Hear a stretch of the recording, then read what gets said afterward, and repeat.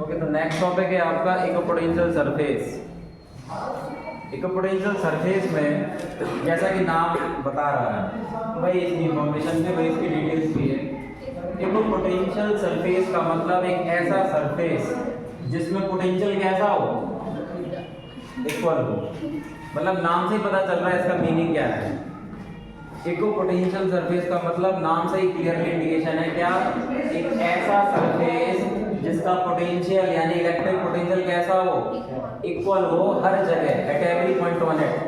मान लीजिए कि अगर मैं इस बोर्ड की बात करूं तो इस बोर्ड पर जितने भी पॉइंट्स हैं ये यहाँ यहाँ यहाँ कहीं पर भी ले जाइए, अगर ये इक्विपोटेंशियल सरफेस होगा तो हर जगह पर हर पॉइंट पर पोटेंशियल कैसा आएगा, सेम। मान लीजिए कि अगर यहाँ पर कितना है 10 वोल्ट, तो इसका मतलब यहाँ पर भी क्या आएगा 10 वोल्ट, यहाँ भी क्या आएगा 10 वोल्ट, यानी कि सरफेस पर हर जगह पोटेंशियल कैसा रहता है, सेम। तो अगर कोई ऐसा सरफेस है जिसमें पोटेंशियल हर जगह at every point on it आपका पोटेंशियल अगर सेम होता है तो उसे क्या कहा जाता है, इक्विपोटेंशियल सरफेस। क्लियर है? अब इसकी कुछ इंपॉर्टेंट प्रॉपर्टीज है 4 जो आपको याद रखनी है, ठीक है। पहली प्रॉपर्टी की बात करेंगे तो फर्स्ट प्रॉपर्टी इसकी आती है कि अगर मैं इक्विपोटेंशियल सरफेस पर किसी टेस्ट चार्ज को एक जगह से दूसरी जगह शिफ्ट करूं तो उसे शिफ्ट करने में मुझे कोई वर्क डन करना नहीं पड़ेगा, नो वर्क इज डन। पहली प्रॉपर्टी है no work is done in moving a test charge,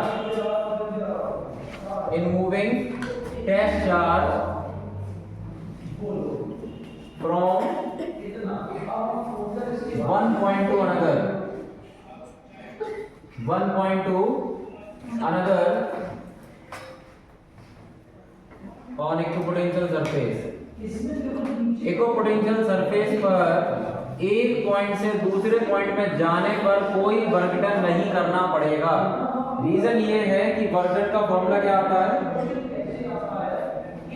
test charge into potential difference. मान लीजिए कि पोटेंशियल डिफरेंस मैं ए से बी पर गया हूं, मान लीजिए कहां पर गया हूं, एक पॉइंट ए था, एक ए पॉइंट से बी पॉइंट पर किसको ले जा रहा हूं मैं, टेस्ट चार्ज क्यू नॉट को ले जा रहा हूं। तो फाइनल पॉइंट क्या है बी, तो final potential BB minus BA, ये आपका वर्क डन का फॉर्मूला आएगा, test charge into potential difference. तो अब क्योंकि ये दोनों ही पोटेंशियल, दोनों लोगों की वैल्यू कैसी रहेगी, सेम, तो जब सेम रहेगी तो माइनस करने पर आंसर क्या आएगा इसका, पोटेंशियल डिफरेंस का आंसर 0 आएगा, जिसकी वजह से वर्क डन बिकम्स 0। तो ये पहली प्रॉपर्टी है इक्विपोटेंशियल सरफेस की जो बताती है कि इक्विपोटेंशियल सरफेस पर एक पॉइंट से दूसरे पॉइंट पर टेस्ट चार्ज ले जाया जाए तो उसे कैरी करने के लिए मैं कोई वर्क डन नहीं करना पड़ेगा। क्लियर है बात? नेक्स्ट प्रॉपर्टी, अगली प्रॉपर्टी ये है कि इलेक्ट्रिक फील्ड जो होता है, इलेक्ट्रिक फील्ड हमेशा परपेंडिकुलर है इसके, is always perpendicular to it, is always perpendicular to it. मान लीजिए कि ये आपका सरफेस है जो बोर्ड की मैं बात कर रहा हूं, अगर यही पोटेंशियल सरफेस है तो इलेक्ट्रिक फील्ड की डायरेक्शन कैसी रहेगी, या इस तरफ होगी या उस तरफ होगी, बट सरफेस से कैसा रहती है, परपेंडिकुलर रहती है। कैसी रहती है? तो ये आपका दूसरा प्रॉपर्टी है इसका। नेक्स्ट, कोई भी जैसे आपके इक्विपोटेंशियल सरफेस है, मैं इसको ऐसा लिख देता हूं, these surfaces are close together. ये सरफेस जो है वो पास पास होते हैं, कहां पर, जहां पर इलेक्ट्रिक फील्ड स्ट्रांग होती है। अगर किसी ऐसा रीजन है जहां पर इलेक्ट्रिक फील्ड कैसी है, स्ट्रांग है, तो स्ट्रांग इलेक्ट्रिक फील्ड में ये कैसे रहेंगे, क्लोज टुगेदर रहते हैं, किसमें, जब स्ट्रांग हो। और फार अपार्ट किसमें रहेंगे, फार अपार्ट इन वीक इलेक्ट्रिक फील्ड। अगर कहीं एक ऐसा रीजन है जहां पर इलेक्ट्रिक फील्ड की स्ट्रेंथ कैसी है,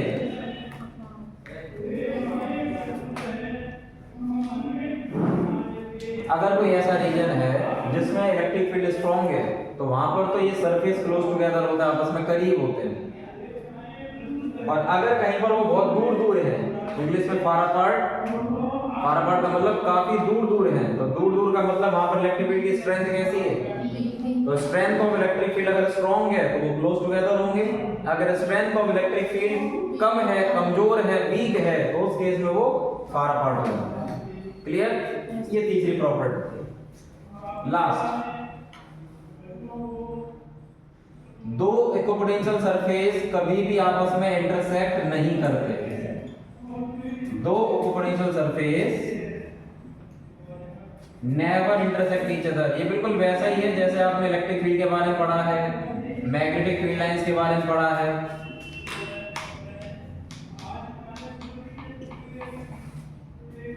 दो इक्विपोटेंशियल सरफेस कभी भी आपस में इंटरसेक्ट नहीं करते। मान लीजिए कि अगर आपका एक ये पोटेंशियल है, एक ये पोटेंशियल सरफेस है और एक ये पोटेंशियल सरफेस है, मान के चलिए दोनों इंटरसेक्ट कर रहे हैं, तो ये मान के चलिए आपका 10 वोल्ट का था और ये मान के चलिए आपका 8 वोल्ट का था और ये यहाँ इंटरसेक्ट कर जाए, मान लीजिए कर जाए इन केस, तो आपको नहीं लग रहा है कि इंटरसेक्शन पॉइंट पर 10 वोल्ट की वैल्यू आ रही है और इनके हिसाब से 8 वोल्ट भी आ रही है।